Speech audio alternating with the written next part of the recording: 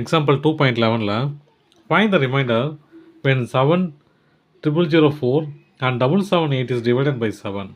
இந்த ரெண்டு நம்பரையும் 7ஆல் டிவைட் பண்ணும்போது கிடைக்கக்கூடிய ரிமைண்டர் என்னன்னு கேட்குறாங்க. நம்ம சாதாரணமாக டிவைட் பண்ணிக்கலாம். இந்த மாதிரி சம்பவம் புரியுறதுக்காக நான் போடுறேன். ஆனால் இதை புரிஞ்சுக்கிட்டு நீங்கள் புக்கில் இருக்கிற மாதிரி போட்டுருங்க. 70004 இது 778 ரெண்டுமே 7ஆல் தான் டிவைட் பண்ண போகிறோம் இல்லையா. ரிமைண்டர் என்ன வருதுன்னு கேட்குறாங்க. அதுதான் வேலை. இப்போ என்ன பண்ணலாம், 1 7s are 7, அப்புறம் 0 இறக்குறேன். என்ன அது 0 0, திரும்ப 0 இறக்குனா 0 0 இறக்குனா 0 0 இறக்குனா 0, திரும்பவும் இதை ஒன்றும் பண்ண முடியாது இல்லையா. இதை 4 இறக்குனா கூட ஒன்றும் பண்ண முடியாது. அப்போது இதுவும் 0 தான். அப்போது ரிமைண்டர் என்னது 4. இதை எப்படி எழுதலாம் அப்படின்னா, எப்படி எழுதலாம், 70004 congruent to 4 mod 7. அதாவது இந்த நம்பரை 7ஆல் டிவைட் பண்ணும்போது எனக்கு கிடைக்கக்கூடிய ரிமைண்டர் 7. இதுவும் அதே மாதிரி தான். முதல்ல 1 7s are 7, திரும்ப 7 இருக்கிறேன். 1 7s are 7, 8 இருக்கிறேன். 1 7s are 7, ரிமைண்டர் 1. அப்போ இதே எப்படி எழுதலாம், 778 equal to congruent to 1 mod 7. 7ஆல் divide பண்ணும்போது கிடைக்கக்கூடிய ரிமைண்டர் என்னது, எனக்கு 1. அவ்வளோதான் சம்மு. எக்ஸாம்பிள் 2.12 என்ன சொல்கிறாங்க அப்படின்னா, determine the value of d such that 15 congruent to 3 mod d. அதாவது டிவிடெண்ட் கொடுத்துட்டாங்க, ரிமைண்டர் கொடுத்துட்டாங்க, டிவைசர் கண்டுபிடிக்கணும். நான் என்ன பண்ணுறேன், solution 15 congruent to 3 mod d. சரியா, இப்படி தான் கொடுத்துருக்காங்க அவங்க. நான் என்ன பண்ண போகிறேன், இது இந்த பக்கம் எத்தனை வந்துடுறேன். அப்போ எத்தனை வந்தேன், 15 minus 3 equal to, இதை கொண்டு வந்துட்டா இது ஈக்குவல் ஆகிடும், ஈக்குவல் டு ரிமைண்டர். ஏன்னா ரிமைண்டரையும் இந்த டிவிடெண்ட்டையும் ஒன்றா கொண்டு வந்துட்டேன். அப்போது டிவைஸர் தனியாக ஆயிடுச்சு.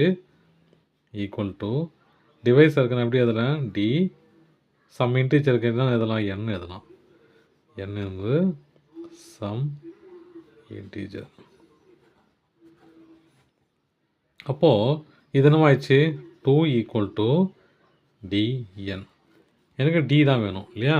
அப்போது டி வந்து வச்சுக்கிட்டு எண்ணை கீழே கொண்டு வந்துடுறேன். எண்ணெய் கீழே கொண்டு வந்தேன்னா ஒரு பாருங்க, டி ஈக்குவல் டு 12/n.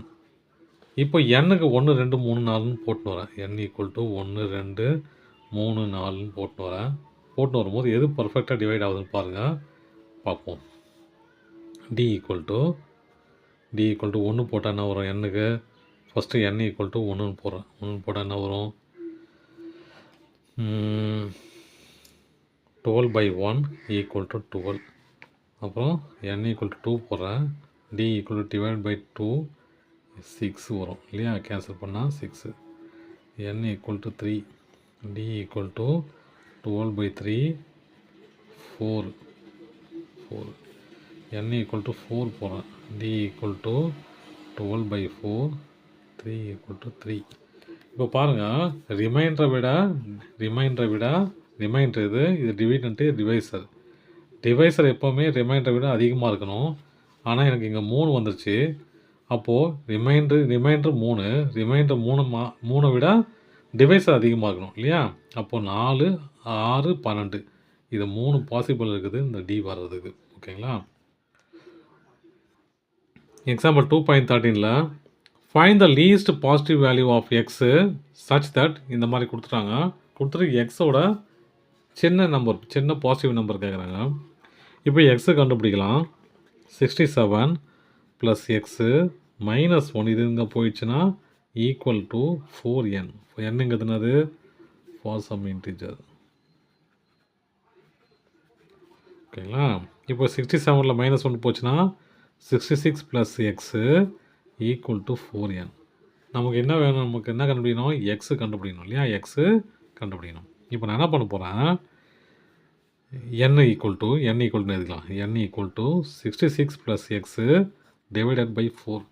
எந்த நம்பர் பர்ஃபெக்ட்டாக இங்கே ஒரு நம்பர் போட்டு இது அந்த 2 நம்பரையும் கூட்டி பர்ஃபெக்டாக 4ஆல் டிவைட் பண்ணக்கூடியதோ அந்த நம்பர் தான் எக்ஸு.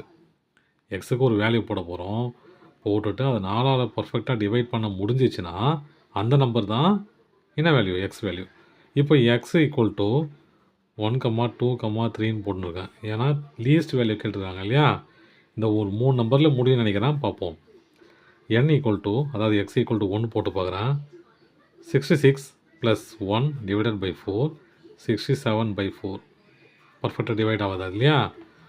n = அதாவது x = 2 போடுறேன்.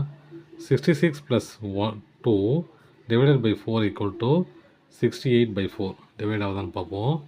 68 4 1 4s are 4 2 8 7 4s are 28 பர்ஃபெக்டாக மேட்ச் ஆகுது.